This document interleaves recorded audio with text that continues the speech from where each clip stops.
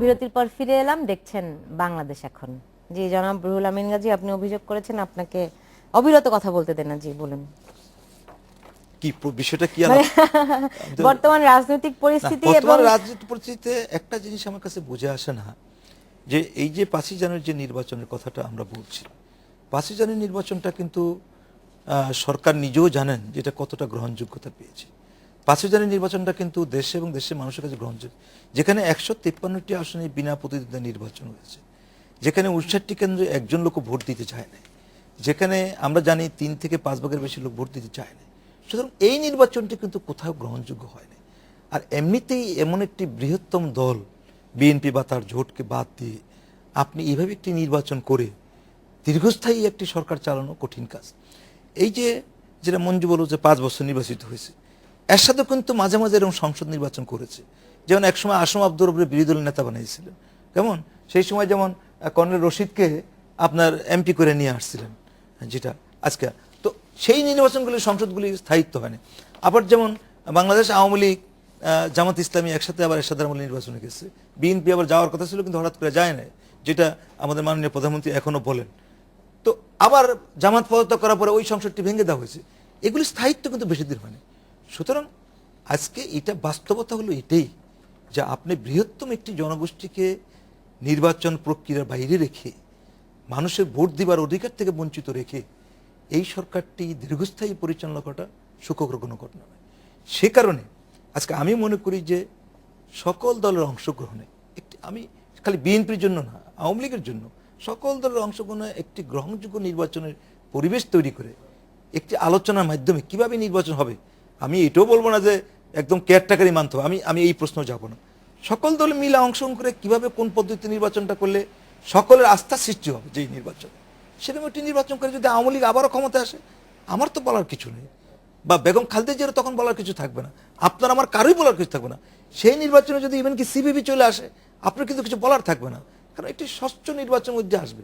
আর সেটা যদি আমরা না করি, একটি এই ধরনের বৃহত্তম জনগোষ্ঠীকে একটি নির্বাচন প্রক্রিয়ার বাইরে রাখি, তাহলে এই প্রশ্নটি বারবার আসবে এবং সেই দলটি বারবারই চেষ্টা করবে যে এই নির্বাচন প্রক্রিয়ার মধ্যে কিভাবে সরকারকে নিয়ে আসা যায়, এবং সেই জন্যই আন্দোলন মুভমেন্ট এবং সেই জন্যই সেই প্রক্রিয়াটা। এটা যদি আজকে আওয়ামী লীগ ওখানে থাকতো সেটাই করতেন। এবার একটু প্রশ্ন করি। হ্যাঁ বলুন। আচ্ছা, গতকাল ওআইসি ভুক্ত দেশগুলোর সঙ্গে পররাষ্ট্র মন্ত্রী বৈঠক করেছেন এবং তাদেরকে ব্রিফ করেছেন। পরে সাংবাদিকদেরকে তিনি বলেছেন যে ওআইসিও, মানে ওআইসি বলতে ওআইসির যেই মানে দেশগুলো, সদস্যভুক্ত দেশগুলো ওখানে অংশগ্রহণ করেছিলেন, তারা বলেছেন হামলাকারী দলগুলো আসলে নিষিদ্ধ করা উচিত, এরকম একটি মন্তব্য তারা দিয়েছে।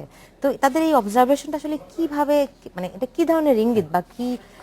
আমি সুলতানা, শুধুমাত্র ওআইসি না, ওখানে আসিয়ানভুক্ত দেশগুলো ছিল, সার্ক অঞ্চলের ধারাবাহিকভাবে আসলে সকলে ছিল, সকলে এই মত প্রকাশ করেছে। এটাই আমি আগে বলছিলাম।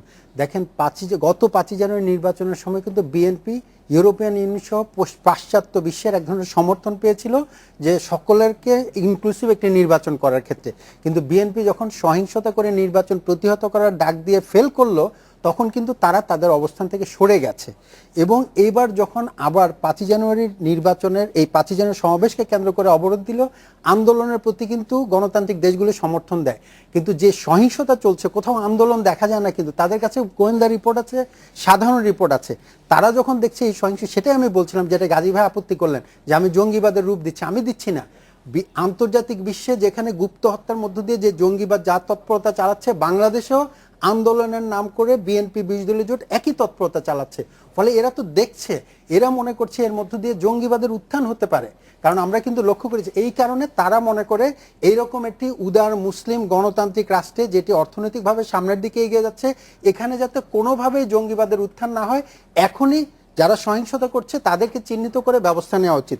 আরেকটা জায়গা, আমি গাজী ভাইয়ের সাথে, গাজী ভাই বললো তো যে 5 বছরের জন্য নির্বাচিত না, বাংলাদেশের সংবিধান মানলে তো আপনাকে মানতে হবে। আর গত 1 বছরে উনি বললেন অনেকগুলো অনিয়ম করেছে, গুম, হত্যা ইত্যাদি।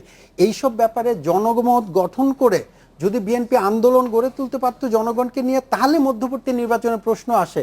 না হলে আপনি গত 5ই জানুয়ারি নির্বাচনে জানে ভুলের মাসুল কেন জনগণ না, দেবে? কিন্তু এখানে যদি আমি আপনাকে প্রশ্ন করি যে আপনি বলছেন যে বিএনপি এরকম আন্দোলনের একটা প্রক্রিয়া শুরু করতে পারতো, জনমত তৈরি করতে পারতো, কিন্তু বিএনপি নেতাদের নামে যে পরিমাণ মামলা আছে, তাদেরকে যে ধরনের হয়রানির মধ্যে রাখা হয়েছে বলে অভিযোগ রয়েছে, কি করে একটি দল আসলে সংগঠিত হবে আপনি খুবই বলেন? চমৎকার কথা বলেছেন।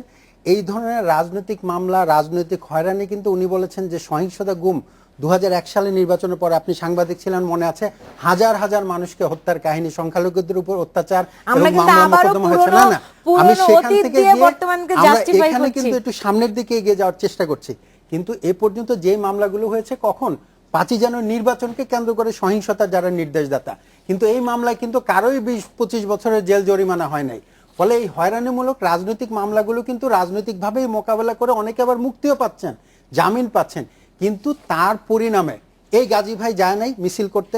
এই গাজী ভাই তো বেগম খালেদা জিয়া যখন অবরুদ্ধ তখনও তো উনি দেখা করতে গেছেন, কিন্তু বিএনপির নেতারা কোথায়? তাদের অধিকাংশ তো দেখা করতে যান নাই, বরং প্রেস ক্লাবে গিয়ে বিএনপির ভারপ্রাপ্ত মহাসচিব কারাবরণের নাটকটি করলেন। তিনি তো তার নেত্রীর কাছে যাবেন তাকে মুক্ত করার জন্য, তিনি তো তার অফিসে যাবেন।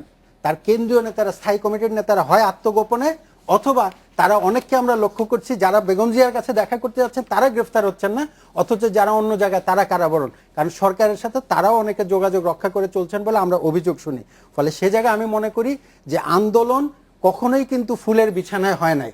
আন্দোলন সবসময় জনগণ যদি আপনার সামনে থাকে, কখনোই কোনো সরকার এই কারাবরণ, জেল জরিমানা দিয়ে কোনো গণতান্ত্রিক আন্দোলনকে রুখতে পারে না।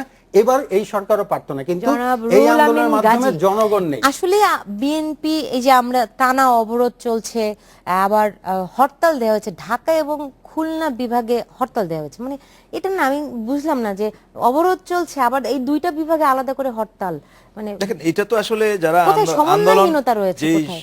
না আপনার বোধে কি বলে? না না না, 20 দল যে আন্দোলন করছে এটা স্পেসিফিক্যালি তাদের কি পরিকল্পনা এটা তো আপনি আমি কেউ জানি না, প্রকাশ করলে আমরা জানবো। তবে এটা আমরা বোঝা যাচ্ছে যে সম্প্রতি যে হত্যাগুলি হলো আইনশৃঙ্খলা বাহিনী কর্তৃক, তারই ইয়েতে এই জায়গাগুলিতে এটা হয়েছে। আপনারা দেখেন যে এটা অন্যান্য ডিস্ট্রিক্টে কিন্তু মাঝে মাঝে হরতাল আমরা লক্ষ্য করছি, হরতাল তারা কোনো কোনো ঘটনা কেন্দ্রিক এই হরতালগুলি দিচ্ছে। এখন যেটা মঞ্জু যেটা বললো যে আমাদের এই একটা জনপ্রিয়তা অর্জন করা যায়, তো এই জনমত গঠনের প্রক্রিয়া হলো না, ওই জনসভা। প্রক্রিয়াতে আসি, কিন্তু এই যে আপনার কাছে কি মনে হয় বিএনপির ভিতরে আসার এক ধরনের সমন্বয়হীনতা রয়েছে? না, সেটা এখন এই এই এই ধরনের একটি আন্দোলন যেখানে আপনার রাস্তায় দাঁড়ানো যাচ্ছে না, যেখানে সমাবেশ করা যাচ্ছে না, যেখানে মিছিল করা যাচ্ছে না, যেখানে যেখানে প্রতিনিয়ত হাজার হাজার শত শত মামলা দেওয়া হয়েছে, যেখানে গুম করা হচ্ছে, যেখানে ধরে নিয়ে হত্যা করা হচ্ছে, সেখানে আপনি বুঝতেই পারেন যে একটি দলকে সে আন্দোলন পরিচালনা করতে তাকে যেখানে দলের প্রধান, যেখানে তিনবারের প্রধানমন্ত্রী বাসার চারিপাশে শত শত মানে শত শত না হলেও 12, 13, 22, 23টা ট্রাক ইটা বালু দিয়ে অবস্থান করা তালাবন্ধ, যেখানে সাবেক প্রধানমন্ত্রী পেপার স্প্রে করে। ফিরবো, আমি একটা ছোট্ট বিরতি নিচ্ছি।